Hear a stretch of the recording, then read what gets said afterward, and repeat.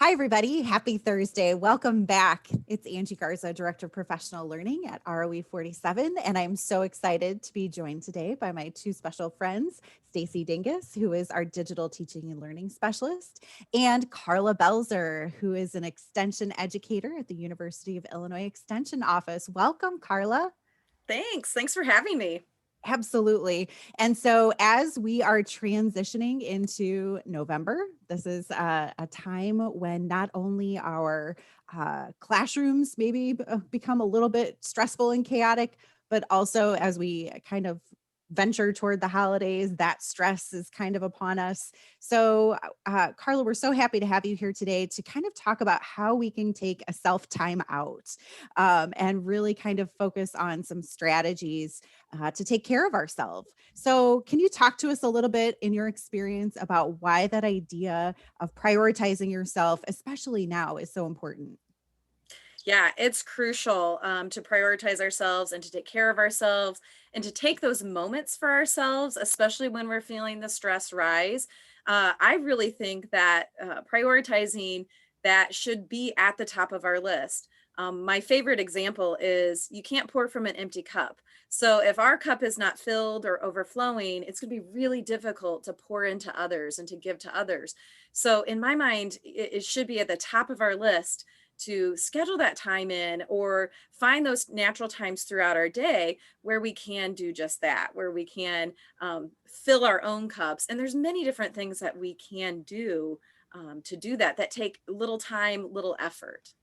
So that is such a great point. I'm glad you brought that up because I think now we are all just kind of in survival mode. And so as we look at our busy calendars and we watch the alerts go off on our cell phones, how do we do that? How do we find those moments? What are some good simple strategies that we can use to kind of make that prioritization a reality?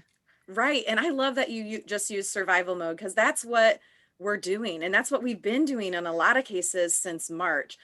Just last week, my husband was like, let's just get through it. We'll just get through it. And I was like, I'm tired of just getting through it. Like I've been doing that for months. Like I want, that smooth sailing for once. So again, that's why I think now this is such a timely topic to be talking about. So a couple different things that we can do and build into our days just very easily and naturally is first, my first suggestion is to try to notice something beautiful.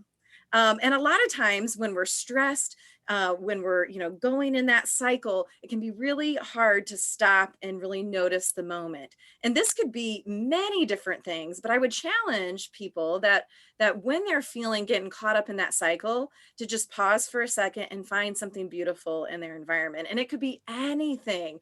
The other day, my dog was sitting in the sun inside of our house, and it was just beautiful how her shadow was on the floor. Or certainly right now, we're given a huge blessing with the trees outside. We can drive down any road and think, wow, that is really pretty. But taking a moment to stop and notice that really is key because that puts a pause on that stress button and that moves us towards appreciating the everyday moments in our life.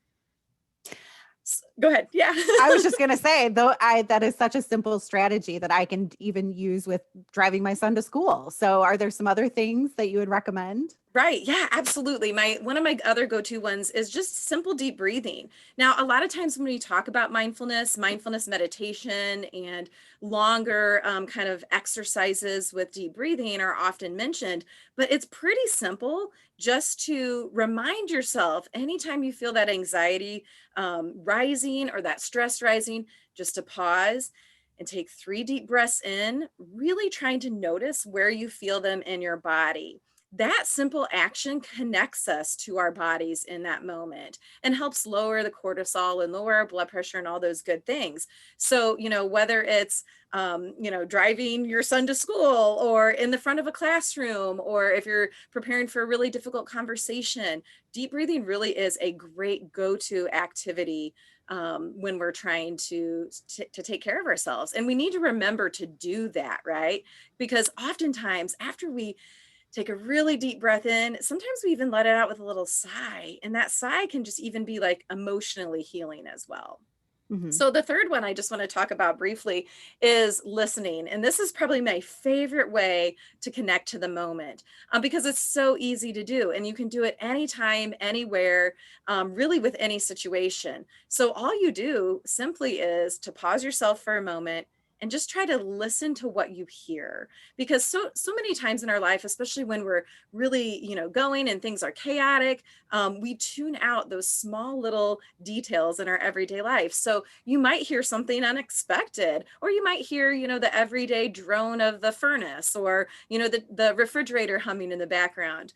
One of my favorite things to do, I actually do this a lot when I'm driving and listening to the radio, is I'll pick a song, or I'll hear a song and I'll pick an instrument in that song and try to turn my attention just to that instrument. So I'm going to try to only listen to the drums or the guitar, or sometimes even a tambourine. And you might be surprised at what you pick up on. Like, oh, I never noticed, that note, or I never noticed the tambourine came in there. And again, that's a super simple way to connect us to the moment. And all of that is the first step into deeper mindfulness practices and, a richer experience with living in the present moment. I love that. And Karla, thank you so much for showing us that this doesn't need to be a separate program or, taking 2 hours out of our day, that it could be 30 seconds, 10 seconds, just to be with ourselves, and to kind of appreciate what's around us. And Absolutely. this is just a small taste of what we're trying to do here this month at ROE 47 in terms of self-care and mindfulness practices. So Stacy, can you tell us a little bit about our November focus and what's a very special event coming up, including Ms. Karla here on November 12th?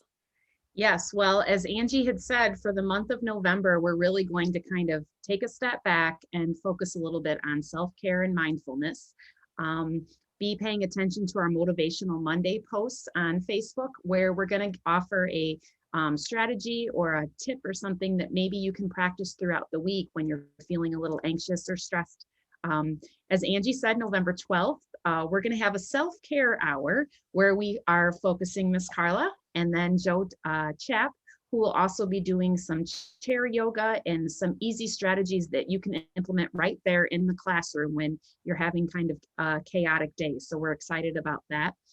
This also follows up with our book study that we're doing, Practicing Presence by Lisa Lucas, which is a great book, focusing again on filling your cup. As Karla had said, you can't pour from an empty cup. So it's important that we're focusing on ourselves. So we're excited about that for the month of November. And we will be promoting this November 12th self-care hour. So make sure that you're paying attention to our social media posts about it. And we're really excited to offer that. Well, that wraps up our Teacher Talk Thursday for this fine Thursday. I want to say thank you to Stacy and thank you especially to Karla. Karla, you've been with us for a long time, and especially since the beginning of I don't even know what to call this anymore. Our pandemic time together. Right. So we so appreciate your support and your willingness to share. And we will be seeing more of you soon. It's absolutely my pleasure. Thank you for having me. Thank you.